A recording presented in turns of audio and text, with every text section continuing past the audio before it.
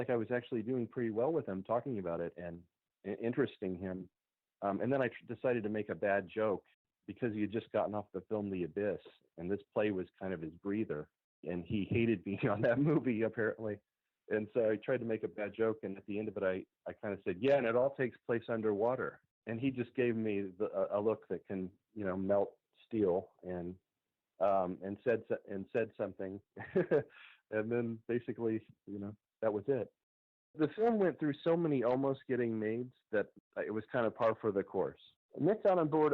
The producer of the film worked with Nick on a film called The Trust. Braxton Pope at some point had discussed the film with him, and Nick showed interest in reading it, and it went from there.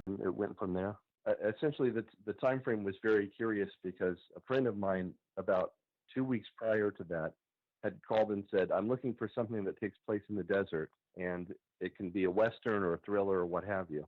I sent him that, and we were prepared to make this film for under $1 million.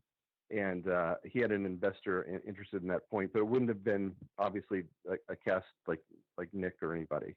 So we were going to make that film, and then Braxton kind of called me out of the blue, and he had a long-term knowledge of this film because we've known each other for quite some time, and said he had an opportunity to make the film.